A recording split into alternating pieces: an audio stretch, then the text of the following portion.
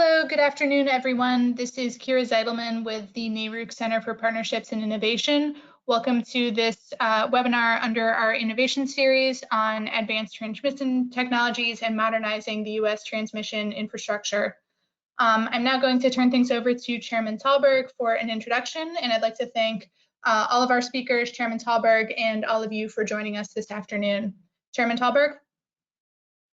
Thank you, Kira, and thank you to all the participants and the panelists. There's a lot happening in our nation right now, and states in particular marshaling forces to mitigate coronavirus. And so I'm just really proud of Michigan's efforts. It's been tireless and proactive the last couple of weeks, and our team at the Michigan Public Service Commission. So I appreciate all of you on the phone involved with that. Anyone working with critical infrastructure kind of hits home. It also reinforces what we do as regulators. And today we're going to focus on a different topic, and specifically on advanced transmission technologies. We'll talk about what it is, what different technologies are we talking about, the benefits for customers, barriers to deploying these technologies, as well as solutions at both the state and federal level. And why do we care about it? Why is this topic important? I think there's a few things that where increasing the capacity and performance of electric transmission can be key to achieving goals at the state level and the national level. These include increased resilience, integrating renewable energy, emissions reductions, and cost optimization for utility ratepayers. We are really excited about having a group of incredibly distinguished and knowledgeable experts on this topic. They've each prepared slides and talking points to walk through this topic, to leave you with a better appreciation of what the opportunities are, and as regulators, what you can do to help deploy these solutions. We'll start with Bruce Toshiba, who's the principal at the Brattle Group. He's going to set the stage. He'll talk about various technologies and the associated benefits at a high level. Then Jenny Chen she's Senior Counsel of Federal Energy Policy at the Duke University Nicholas Institute of Environmental Policy Studies. Jenny's going to be covering FERC proceedings, congestion costs, some of the benefits, also performance standards. Then we'll have Karina Cusick, who's a co-founder of the Center for Renewables Integration. She's going to be covering regulatory barriers, looking at both non-transmission alternatives and advanced transmission technologies, and some of the activity at FERC. And then finally, John Wellinghoff, the CEO of Grid Policy, Inc., who many of you, if you're new to utility regulation, he was the former chairman of the Federal Energy Regulatory Commission. And then, those of you that have been around a while would be familiar with his contributions on the FERC and his career. He's going to be sharing thoughts on what commissioners can do and offer other insights. We'll have time, they'll each take about 7 to 8 minutes, and then we'll have Q&A at the end. Do encourage you to submit questions throughout the panel, so you don't have to wait until the end, and those will be queued up for us to cover at the end. And our goal here, again, is to leave you with a better understanding of the opportunities and what state regulators can do to address barriers at both the state and federal level. And with that, I'll turn it over to Bruce. And I'll ask each of the panelists just to give a little bit more on their bio. I just covered their titles. Okay, well, thank you very much for the introduction, Chairman. My name is Bruce Tsuchida. I'm a principal at the Brattle Group. I started my career as an operator at a utility, did that for 10 years, and then became a consultant and been doing that for the last 20 years. So that reveals my age. What I'm here to talk about today is to give an overview of what these various new technologies are and what the potential benefits are, but also what the potential roadblocks are. So let's go to the next slide, please. And we'll skip the disclaimer because no one wants to read it. Next slide, please. My presentation will be broken roughly into 4 pieces. I'll first talk about what transmission and transfer capabilities mean in general, and then I'll introduce you to advanced transmission technologies with 2 examples, just so that you get the feel of it. And then we'll talk about potential benefits, and then finally we'll wrap up with what is missing. But all these topics will be shared among the other panelists as well. Next slide, please. So talking about transmission and transfer capabilities, The transfer capabilities of any given wire is defined by roughly two factors. The physical capacity of the individual lines, that is, how much can they be warmed up by the power flowing through the lines, and the network topology, which in a certain way defines how much power flows in any given line. I'm not going to read through it, but obviously the physical flow of the power will warm up the line, and the warmer the line is, the longer it stretches, and it causes potential limitations. Now, if there's more cooling effects on the ambient conditions, that means you can potentially flow more power, or if you can divert the flow away from that given line, you can potentially utilize the network even better. Now, the traditional thinking about the transmission network today is that it's kind of fixed. It's like the road. There's only so many cars that can travel on a given road, and you can't really avoid that.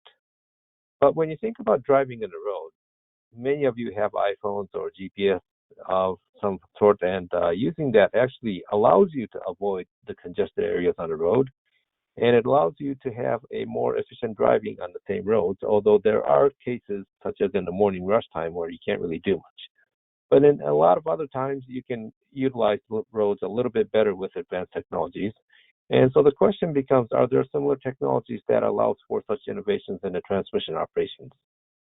So there's an important point here, is that these new technologies are not necessarily replacing the existing transmission lines. A GPS does not replace the need for new roads. It actually complements how you can use the roads. And a lot of the ways that these new technologies coming in are at the operation phase, where they allow the people, the operators, and the users to utilize the existing transmission lines even better. So next slide, please. Many of these new transmission technologies have been supported with recent advancements in power electronics, communication devices, computational power, and optimization algorithms. For example, only 20 years ago, not everyone had cell phones. Now everyone is wireless all over the place. I'm guessing a lot of you working from home is using wireless devices as well, and that advancement in the communication devices has a huge role in all these technologies. And as I roughly talked about, these technologies focus on the operational improvements, and because it's operational, it's a lot cheaper than building new wires. It can be implemented a lot faster, and it can be spread out widely, similar to the way the GPS system or the map system has permeated everyone's usage. It spreads out at a lot faster pace, and it's a lot cheaper for an individual user to use, or rather than building new roads. Given the physical given the physical nature of the transmission assets that we discussed in the previous slide, there's roughly two types of technologies. I'm not saying these are absolute, but roughly you can split them into two of them. The first technology type is the technology type that actually measures the transmission operation conditions better. And as I said earlier, if the ambient temperature is cooler, that means there's more cooling effect on the wire, so you can potentially flow more. Representative technologies are the dynamic line ratings, where they measure the surrounding and try to figure out how much more power can flow given the cooling conditions, or adaptive line ratings, which deals with the emergency ratings and the normal ratings, saying, do we actually need to limit the emergency rating if the flow is going to be contained within the next 15 minutes? Can we actually go beyond that? And then there are other technologies that are looking at the flexible dynamic control of the transmission systems. The phase angle regulator, which is one type of phase shifter listed below, is the well-known. There are other flexible alternating current transmission systems known as FACS devices. They are little gadgets that you put on the wire that can potentially change the characteristics of the wire. There's transmission topology optimization, which opens and closes lines to revert the flow or guide the flow to somewhere else where it's not congested. Then there's obviously storage technologies, which is a little bit different, but it delays the usage or shifts the time of the usage of any given asset. Next slide, please. So as a as an example, I'll talk about dynamic line rating as the first type, where you utilize better measurements of the wires and operations. And as the second type, I'll talk about topology control. But let's start with dynamic line rating. Today's practice of operation is largely based on static line ratings, and that uses some assumption. It's like saying in the winter time, because there's snow, you're going to be setting the speed limit on the highway at 40 miles an hour. What dynamic line rating does is that it actually looks at the conditions at any given time. So going back to the highway analogy, if it's not snowing, you can potentially bring the highway limit back up to 55 or 60 or whatever the original limit was. You don't need to limit it down to 40 because it's not snowing. In general, dynamic line rating from the studies that we've seen suggest that they could have a 5 to 25% higher rating than static line rating. However, just as the GPS is needed before you hit a congestion, you also need a forecast for operation planning associated with dynamic line rating, because you don't want to be hit at a place where you can no longer deal with it. Another benefit of the dynamic line rating is that there's a high degree of overlap observed between wind production and dynamic line rating induced flow increase. And several studies in Europe have indicated that dynamic line rating contributes about 15% reduction in wind curtailments in some areas. And there are many studies of that kind. Next slide, please. The second type of technology is trying to figure out how to utilize your existing assets better. This is not about measurement, but about how you utilize it. Topology control is one type of it. It's kind of like the waves for transmission grid. And in this example that you see, we had roughly 300 megawatts of wind curtailed in SPP. This is historical from March 10, 2018. And there were a couple of transmission breaches, as you can see in the left-hand map. All the problematic areas are shown in red. Now, once we take an action of moving, potentially switching 3 locations, you can see that the curtailment went down to 0 and the breach disappeared. And you can actually see that the LMPs at the time, which in some extent were in the negative range and in some extent were in the high $300 range, especially if you just look at the bottom of Oklahoma, you can see a red and purple right next to each other where the constraint happened. Once we relieved that low voltage constraint, the LMPs settled out so that everything was in the $20 to $30 range. This is something that's kind of counterintuitive, because when you think you're opening a line to revert the flow, it feels like you're reducing the amount of flow that can go through any given time. But it's actually practiced by a lot of utility operators today. For example, if there's a low voltage line that's congested and they know by experience that they can revert it to a higher voltage line, they will do so. Next slide, please.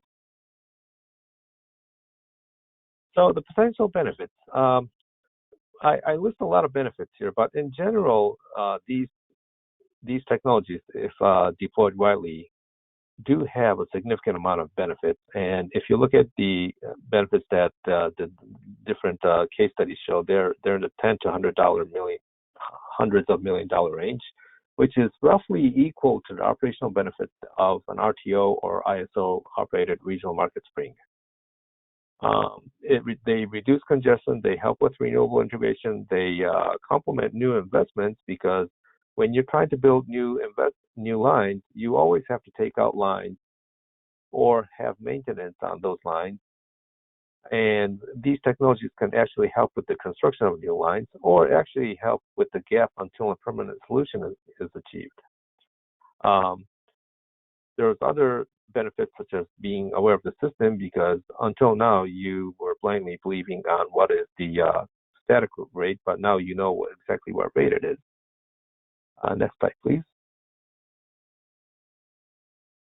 So there's a white paper that's part of the handout package, and there's also a link there. But that white paper, which was filed at FERC as part of the comments to the FERC proceeding, includes a lot of examples of these new different technologies and so on and so forth. It all seems promising, but apparently there's something missing because they're not being widely deployed. And it's likely because the incentives are not aligned. Well, the congestion costs are passed through to the end customers, but they really don't impact much of the transmission operators. The industry still rewards maintaining reliability, and improving operational efficiency can be seen as taking risk if you're doing something beyond the normal operation schemes. And the transmission owners don't benefit from it because they actually earn more from investments than from on operational improvements. And some countries, including the UK and US, and also included in the white paper here, discuss about benefit sharing mechanisms, which may work. But so far, we don't have that incentive in place, which is perhaps one of the hurdles for widely deploying these technologies. So that's where my presentation ends, and I will pass it to the next presenter. Bruce, this is Kira. I just wanted to interrupt with a short clarifying question that we received. Can you define what you mean by a transmission breach?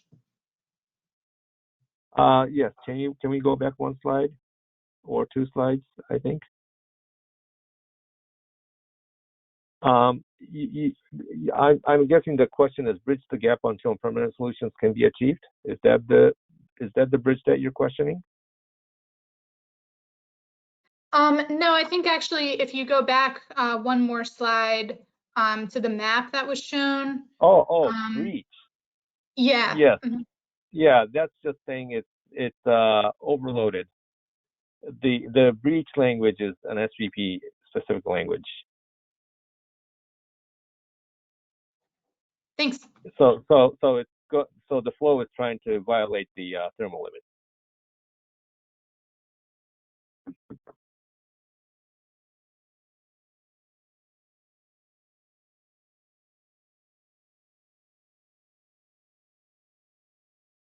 Hi, this is Jenny Chen. Should I start?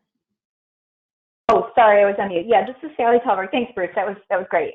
Yeah, go ahead, Jenny. Thank you for joining us again. Okay, sorry. Thank you, Commissioner Talberg, and thank you to NARUC for having me.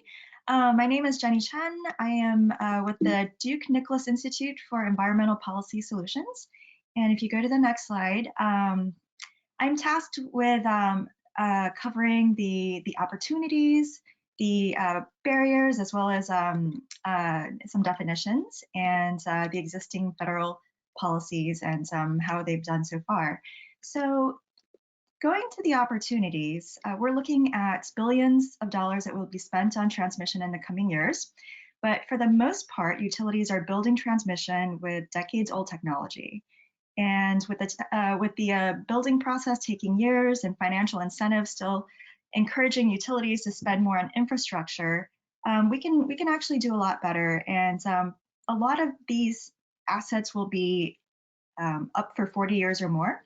So what do I mean by we can do a lot better? When we look at the losses, for example, currently, if you look at the EIA data, the losses from transmission and distribution infrastructure, as well as plant auxiliary loads and so on, is approximately 7.5% of total sales or total megawatts generated. And the transmission and distribution component is about 5%.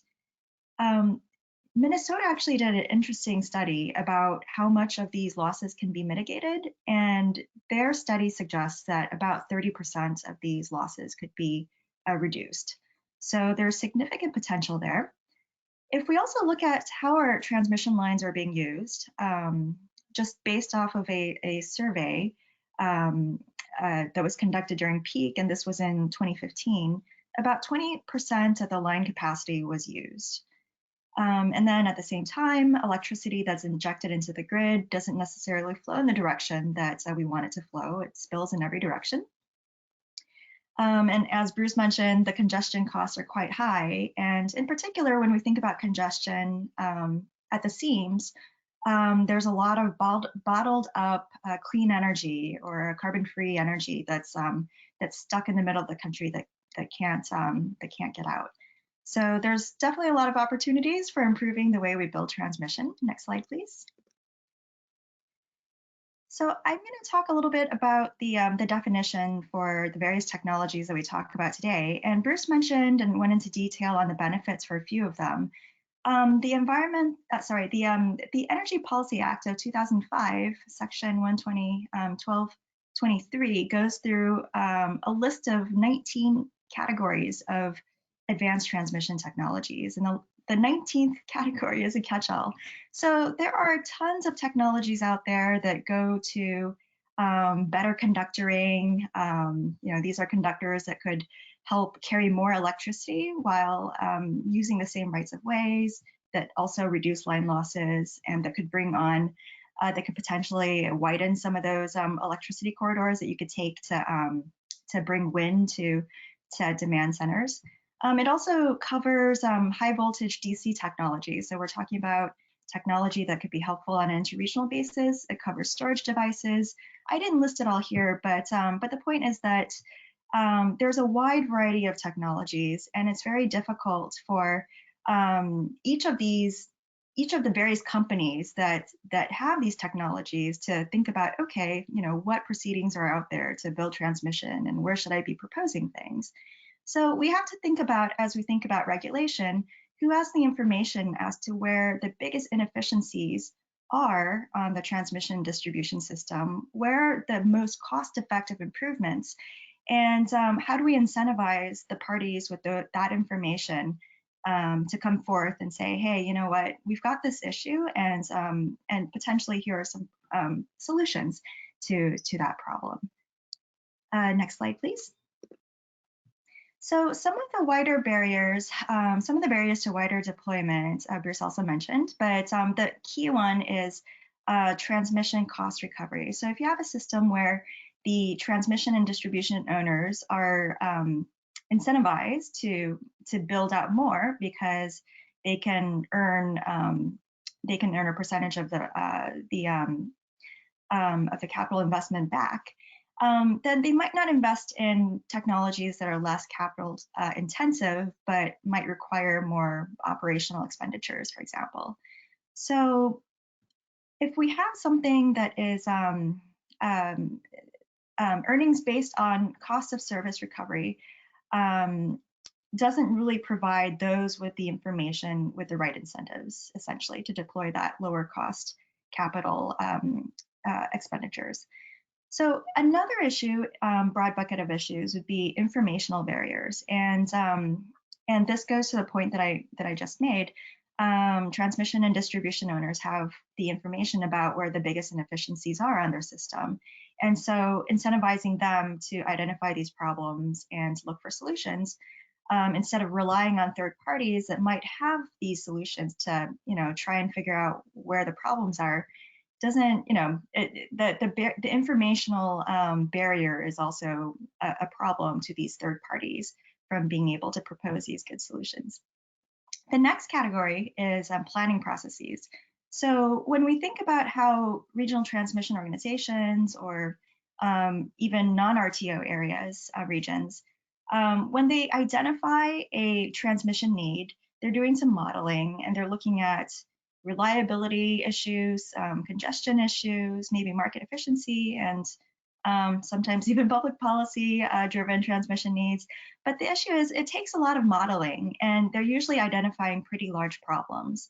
So for a company that works on, like conductoring or monitoring the transmission, like line vision, or redirecting flow, like Smart Wires does, it's hard for them to know, like, how do they model, like how do they become part of some transmission owner's solution? I mean, they can't necessarily be the entire solution, so they have to know how they fit in. And this is the same with storage technologies or distributed energy resources, as I'm going to say non-transmission alternatives, but Cornelia will correct us all on how we call these technologies.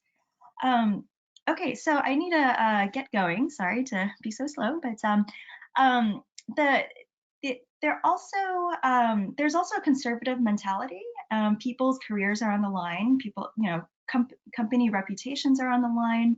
There's uncertainty on how the cost recovery is going to work out if you go toward something that's, for example, if you have a storage asset that's going to participate in the market as well as a transmission asset, so we're seeing hesitance in proposing solutions, even when they understand that they might be a good solution to the problem. Okay, so I think we can go to the next slide. So the existing federal regulations and policies in place, there's a lot, and this is something that FERC has worked on since 1992, probably even before, but I'm looking at the earliest documented mention of performance-based targets or performance targets. So in 1992, they talked about performance targets. In Order 2000, FERC discussed at length performance-based regulation. And I'm just talking about performance-based regulation or performance-based rates because these types of it's a family or a set of tools that would enable regulators and companies to align the interests of to align the incentives with the entities that are capable of putting in place the solutions and have the information as to what are the problems and what are the best solutions to put in place. So in Order 2000, FERC actually discussed performance-based rates at length and mentioned that most commenters, the majority commenters favored some kind of performance-based rates, but on a voluntary basis. Congress in 2005, as part of the Energy Policy Act,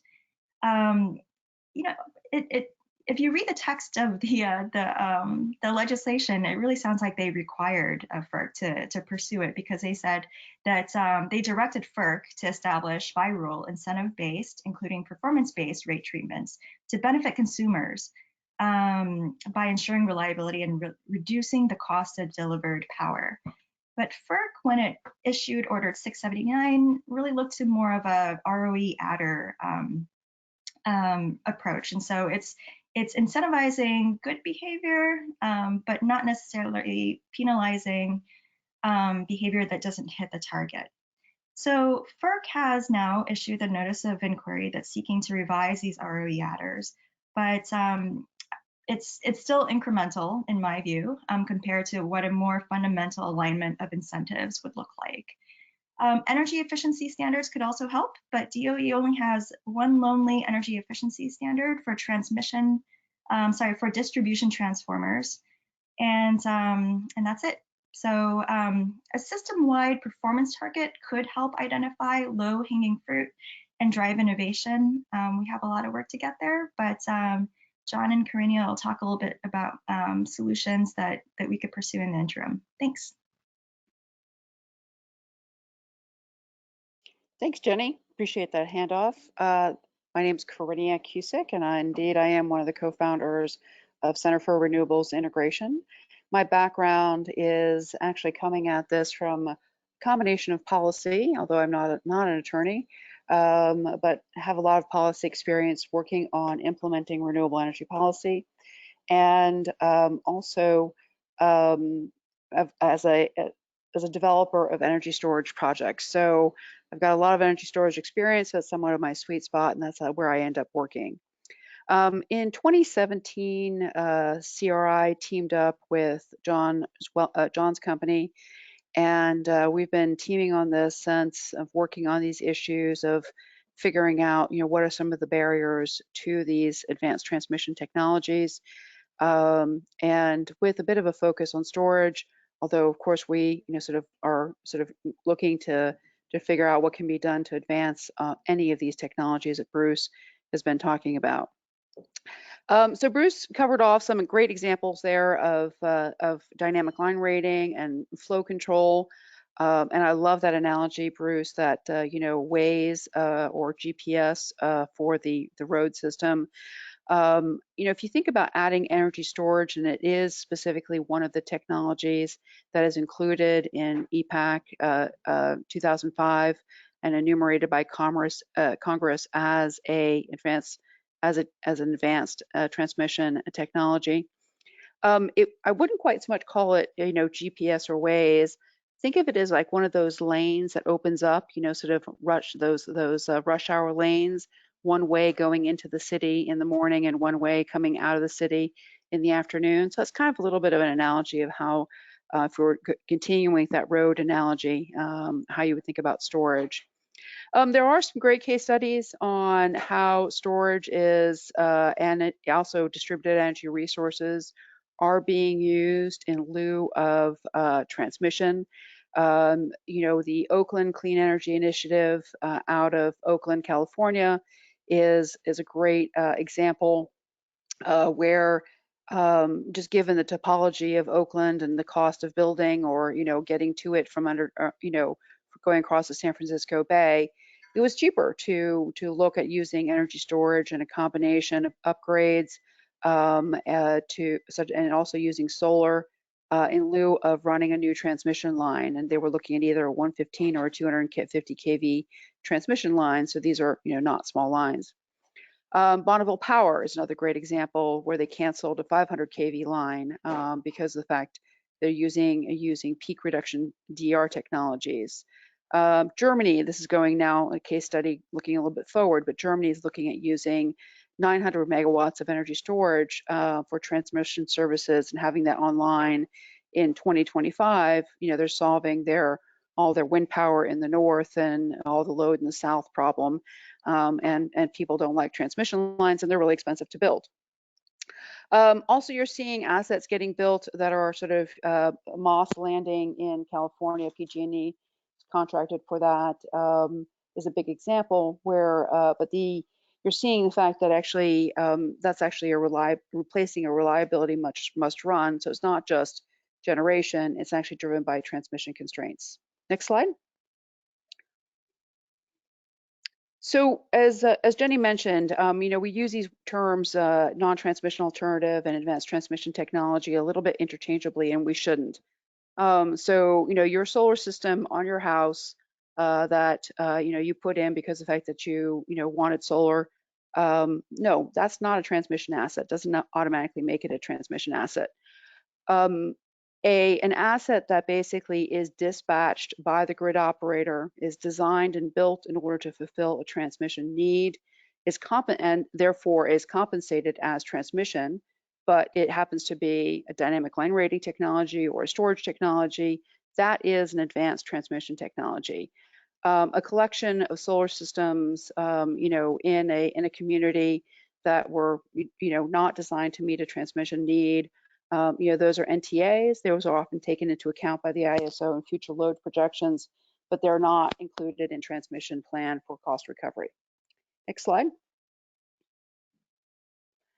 So what is FERC doing about this? And so you heard Jenny introduce all the different cases and talk a little bit, and you're going to hear a recurring theme here, which is incentives are a problem. Transmission owners are incented to build big, new transmission lines because that's where they get their maximum return on equity. So FERC recognized this and has been re-examining the incentives in an NOI and has held 2 technical conferences on the subject. One was in September of last year, and then one was in November of last year too as well. One was specific on line ratings, and the other was sort of broader on all sort of what they're calling grid enhancing technologies. This is energy. We have to have a lot of acronyms, right? So hey, FERC just introduced a new acronym. Forget advanced transmission technologies. Now we've got grid enhancing technologies. Just sort of for disclosure, CRI and John did participate. Actually, John may get into a little bit some of the proposal that he offered as part of that November workshop too as well. And you see some of the questions that FERC is sort of mulling that they asked after those after those workshops. So we'll see what they come up with, but it will be interesting to see whether they successfully tackle this issue of the incentives and whether that encourages looking at new technologies. Next slide. So not to say the fact that the ISOs haven't been asleep at the switch here. You know, you've got three. I'll give some quickly what three ISOs are doing. You've got MISO, which actually has brought a tariff change to FERC specifically to include storage as a transmission-only asset, SATOA. And it has actually, FERC has recently, there was some controversy around it. There was a lot of parties intervened. We are one of the parties that intervened too as well. It does distinguish between projects that can be built by transmission owners versus third parties. FERC has basically rejected that proposal and will be holding a technical conference soon to investigate it further, whether what are the solutions that could be offered up. Next slide. CAISO also has been working on this issue too as well. They took a bit different approach. Unfortunately, they spent a year in diving into this issue of can an asset, for those a few people on the line may know the fact that FERC issued a policy statement saying storage can both participate in markets and get cost recovery through rate base. So CAISO took on a bold move of wanting to try to figure out the rules around that. We participated in that. We spent a year-long process working on that issue. And unfortunately, at the end of the day, it was ultimately suspended and they did not file a tariff change with FERC. So lots of complexity there on trying to figure out rules to get that to work. But nonetheless, CAISO has already actually approved the Oakland Clean Energy. They're compensating the storage as transmission. So where they went and spent all their focus was on resolving this issue of markets versus rate-based cost recovery. One more slide, and I'll be handing it over to John. PJM has actually also been working on this too as well. They've actually they are evaluated a number of projects as part of their market efficiency process. They got pretty close to picking a solution, a smart valve solution, and so this would have been one of those power flow control technologies that Bruce talked about. They got pretty close to picking it in the most recent 2019. They got some 22 solutions, submitted for one specific line. I think it was the Huntersville to Lincoln or something like that. You talked about the cost effectiveness of these technologies. Just look at the numbers here. The preliminary benefit cost for the power flow device was 111 to 1. That in contrast to the rebuild was 76 to 1. They did ultimately, at the end of the day, pick just a rebuild. They listed it there in a nice summary, the reasons they chose that. And a lot of it had to do with, we're kind of uncomfortable with it. We don't really know it. We don't think that we could actually really use all the benefits of it. So I think that that's my last slide, and I'll hand it over to John.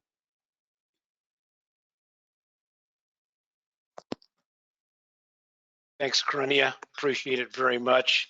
Appreciate the opportunity to be on this NARUC webinar. And first, I'd like to say, everybody, please stay safe and keep healthy in these trying times we're all in. Next slide, please. So I have a great deal of appreciation for our audience here, which I understand is probably composed of primarily state commissioners and staff from state commissions. And transmission planning operation cost issues were relatively easy for state commissions in the past. I used to be counsel to the Nevada Commission for a period of time, and transmission planning used to be simple. You either had gen-tie interconnects to interconnect remote power plants. You had known capacity factors of those plants, and you just needed to size your transmission to meet your peak loads and to deliver that energy to your end use retail customers. But things are getting much more complex now. We have generation storage and DRs everywhere on the grid. you certainly have many more consumer resources behind the meter, including rooftop solar and demand response and control capabilities, and even storage is expanding very rapidly behind the meter. I'm putting in 2 Tesla Powerwalls in my home in Berkeley soon, so I can ensure that I don't have another series of power outages next fall as I had last fall. Capacity factors are variable, of course, given that we have resources that vary with their availability of the sun and the wind, and we have to ensure that we can meet those loads, and peak hours are no longer a single data point. You know, we have peak hours in the summer, peak hours in the winter, peak hours shifting throughout the year.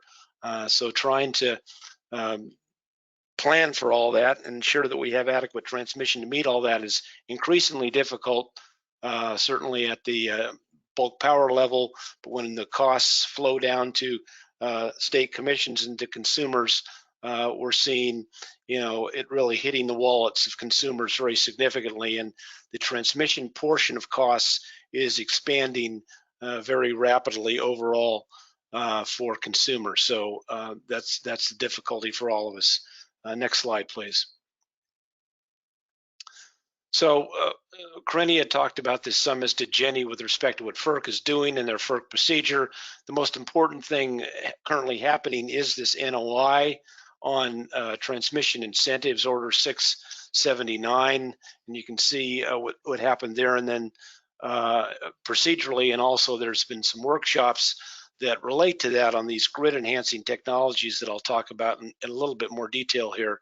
But for that NOI, I want to note that FERC just issued today, I believe, a NOPR on that Order 679. And unfortunately, that NOPR, as I understand it, does not provide for some type of a dynamic incentive that looks at sharing savings or looks at some kind of performance-based incentive, but simply does the adder on ROE one more time. Very disappointing, but I haven't looked at it in detail, so please go look at the actual NOPR, which I haven't yet seen yet. I just saw the chairman's report on it, and so that's something the state should be concerned about.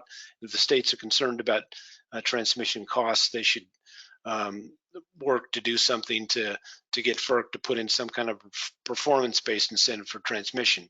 But one of the areas where I think it's most critical is with this grid enhancing technologies, which really is not an ATT per se, not an advanced transmission technology, but really it's something that doesn't provide transmission services. What these technologies do, and Bruce went into some detail about them, they ultimately, as the definition that FERC gives them, increase capacity, efficiency, reliability of the facility itself. So help expand this issue that Jenny talked about, that there's only a 20% utilization rate of our transmission system across the country. And then there's a number of different types of examples of that technology given by FERC.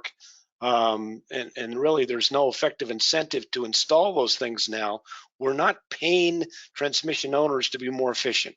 We're simply paying them to invest more.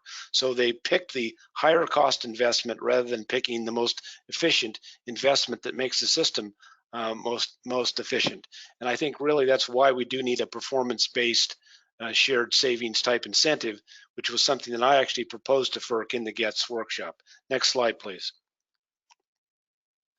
So let me give you 2 very concrete examples of what this grid enhancing technologies is doing in one area and can do in another. One area where it's actually being implemented is in the UK. In Great Britain, they're ultimately going to put in significant amounts of power flow technologies, digital dynamic technologies that will increase power flows across the UK from its northeast area in Scotland, where they have tremendous amounts of offshore wind facilities installed, but they can't deliver that wind down to the load centers in London because of grid congestion. So they're going to reduce this grid congestion by actually initially 1,500 megawatts, 1.5 gigawatts, by installing this technology at a fairly low cost of about 25 million, as I understand it, and ultimately they'll increase that incremental transfer capability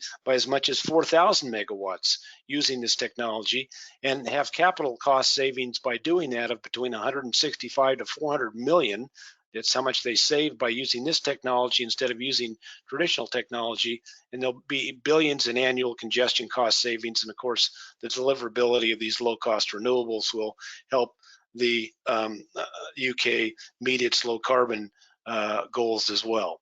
And another example is in PJM. A study was done recently in PJM as to what it would take to put in 30% renewables into the PJM grid in the Eastern Interconnect. And they showed that it would take somewhere in the neighborhood of $4 billion in transmission upgrades to do that. But a follow-on study was done by an independent consulting firm saying if you could in fact put in these grid enhancing technologies as you were putting in these other grid enhancements to put in the 30% renewables into the PJM grid, what it would cost then, and they found out it would only cost $2.2 billion. So ultimately, you had $1.8 billion in savings in capital costs, or a 40% reduction in capital costs to build out the grid in PJM to get your 30% renewables. And in addition, they found out by putting in these power flow technologies would result in 623 million in yearly congestion cost savings, in addition to the one-time capital cost savings. So tremendous savings potential from these GETS technologies, but yet, as Jenny indicated, very little of them, and Bruce, very few of them are actually being incorporated into the grid in the U.S. because we don't have the incentives straight, and we need FERC to get those incentives straight. Next slide, please. So, wrapping up here, what can you as a state commissioner do, or part of the state staff commission do to lower transmission costs? Well, I know the area that you have the most, I think, abilities in IRP, integrated resource plan filings, but certainly in rate case filings as well.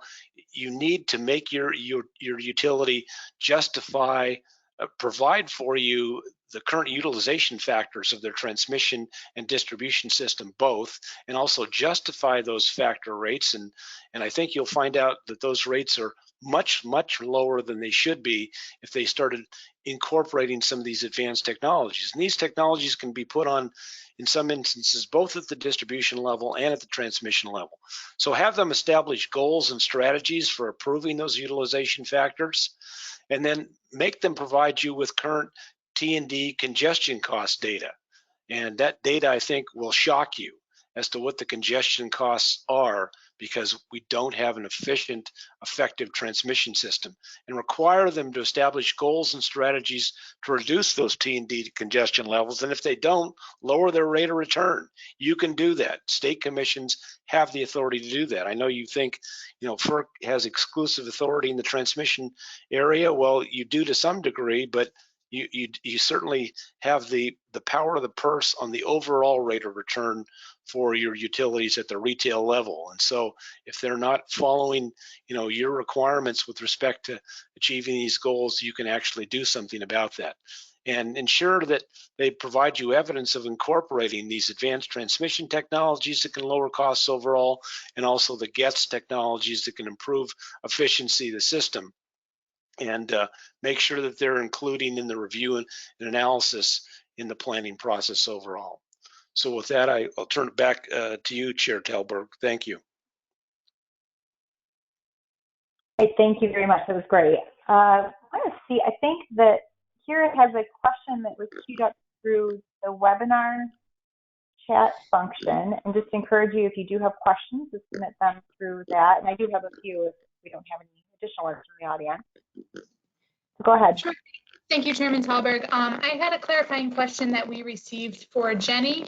I think if we go back to slide 18, Jenny's opportunity slide, there was a question about if she could explain a little bit more what she means by that 20% use at peak number.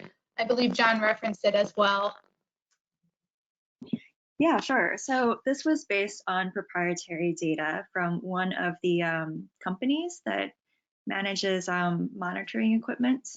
They did a survey of lines in PJM and found that the average line usage based off of data pulled on October 24th, 2015 at 2 p.m.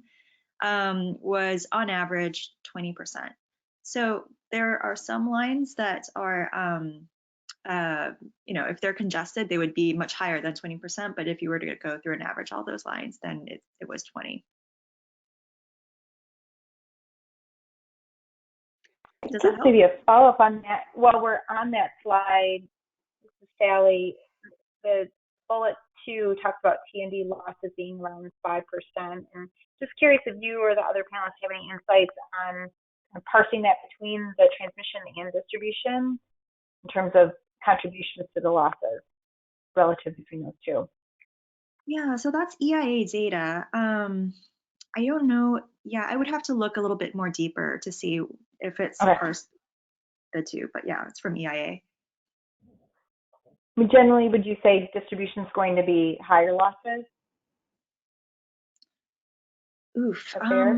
I wouldn't be able to say off the top of my head. Okay. I'm sorry. Okay. All right. Sorry, I didn't mean to put you on the spot. I just okay. I Is it- have a few others. Did you go ahead?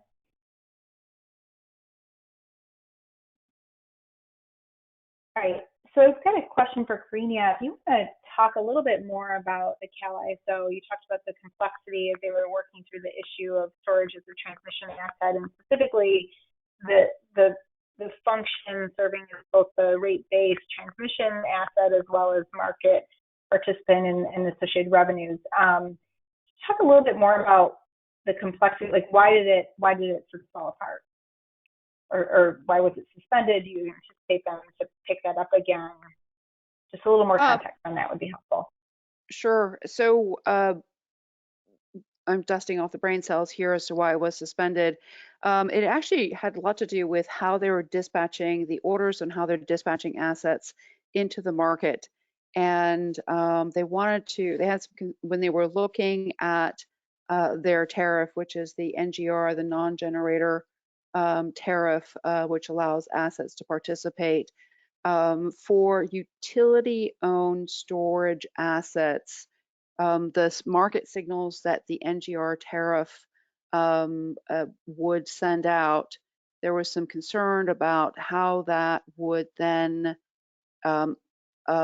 encourage those assets to participate and how that would reflect then in a revenue sharing, because if a utility owned asset, they have different categories of assets. They had a third party asset versus, that, was bid competitively versus a utility owned asset that would then pass any savings that came from participating into the market back to ratepayers. But it was a complexity around how the NGR tariff works and how they would be able to calculate that savings in order to be able to pass back to ratepayers. So I don't know if it's actually something specific to CAISO's NGR tariff that's would not exist like in MISO or PJM, for example. I don't know the level of detail on that, whether that is just a CAISO unique problem or something that needs to be looked at a little bit more broadly. Did that answer the question? Yeah, I'm just kind of curious if anyone has kind of cracked the code on that, where you've got this asset that can do different things, different functions, and different revenue streams. I mean, that you see that as a major barrier, and really isn't a path to where that's been totally worked out. It's not a major barrier. It's a major barrier to fully optimizing storage assets so that they're used as efficiently as possible. It's not a barrier to grid enhancing technologies or advanced transmission technologies as a whole. So it's and no, nobody's cracked the code on it that I'm aware of. CAISO was very forward leaning on that, and maybe got a little bit too far ahead, in front of their skis on that. But would love to see them pick that issue back up again and work to crack that code. It certainly improved, but when we're talking these, they're not getting implemented, cheats are not implemented, that isn't really actually solving the problem. I have a more general question about and Kira, if there's others from the webinar, chime in, but for John or maybe others, the role of regional state committees like OMS or the OPSI, one in STP, that can provide some advocacy on some of these issues at a broader level, and just how you see that fitting in terms of trying to address some of these issues, and then also if anyone wants to share any insights on where they think the Order 679 is going and sort of status. We think there'll be action on that in the near term. This is John. Yeah, I think the regional committees can have a great influence on both the ISOs and on FERC by weighing in on these larger issues, especially on the issue of enhancing the efficiency of the grid and getting the incentives right. And where 679 going with this NOPR that's just come out as the follow-on to the NOI. NOI is a notice of inquiry. A NOPR is a notice of proposed rulemaking. Again, I haven't read the NOPR, the proposed rule yet, but just from some preliminary statements that have come out of the chairman's office, I'm very disappointed by the fact that it appears that the FERC has not undertaken to put in place some type of a performance-based structure for these types of technologies that would effectively encourage them to be incorporated into our transmission system. And I had very high hopes for FERC with their GETS workshop that they were going to do that. And so I'm hoping that I'm misreading something here and don't want to jump the gun too quickly here and judge too quickly, but if in fact this NOPR doesn't do what needs to be done, then all the states and the state committee should weigh in at FERC with comments on the NOPR saying that they would like to see it changed to ensure that incentives are structured properly so that we get efficient transmission in this country. Just to follow on that, Jenny, you talked about incentives as well. I think actually a few of the panelists did. If you want to cover that in any more detail, is it just the cost differential between a lower cost asset, even though it can versus a major build, or are there issues even with rate design? I think Bruce, maybe you did some work with this with Rob Gramlich on dynamic line rating. So any other color on the incentives issue and how significant that is as a barrier or solutions to address that?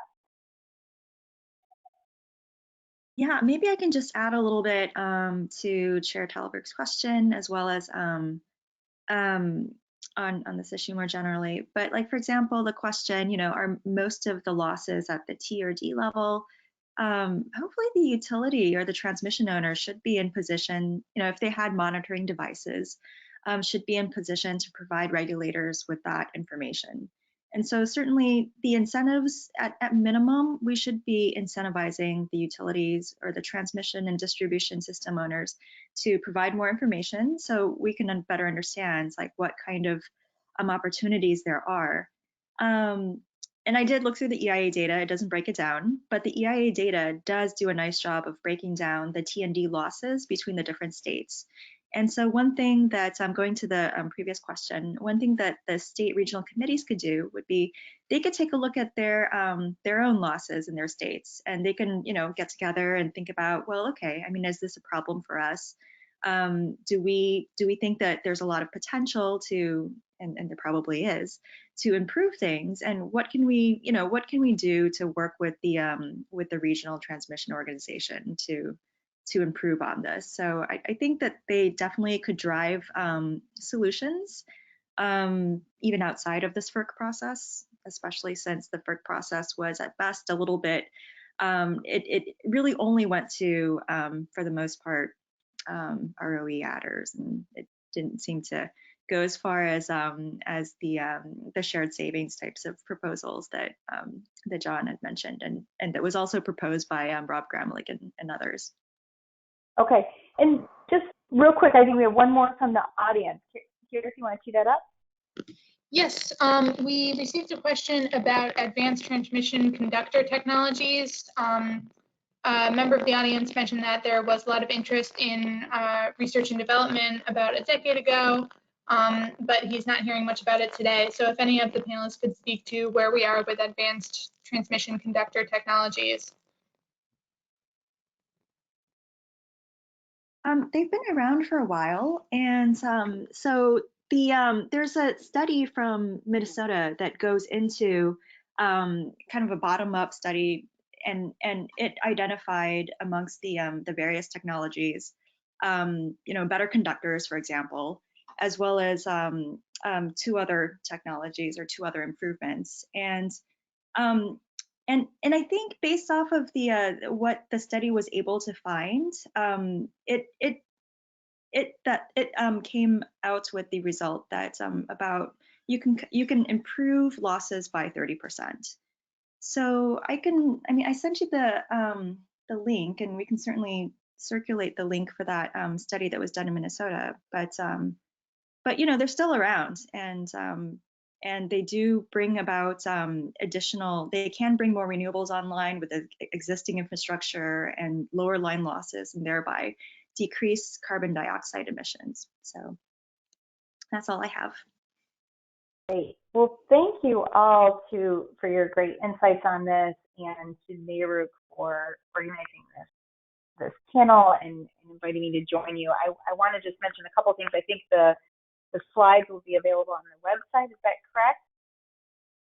Yes, we'll be sending those out as well.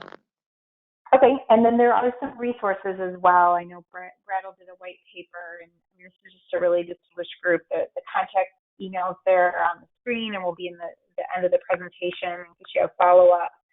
And I just have to give a plug for NARUC and their educational programs. Their staff are top-notch, and supporting regulators and helping educate us on issues such as advanced transmission technologies and a whole host of other topics. Just really appreciate their leadership and support for this webinar. Thank you. Thank you very much, Chair Thalberg. And we have a couple of other webinars coming up. This next one from the National Regulatory Research Institute on April 29th regarding utility pilot programs.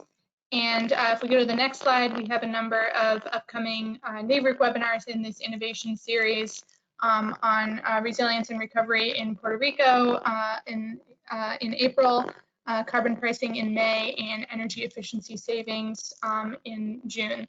So registration will be open on NARUC's website and on NRI's website for that previous webinar. So thank you again to Chairman Thalberg and our panelists for joining us today. Hope everyone stays safe. So thank you very much. Thank you. Thank you.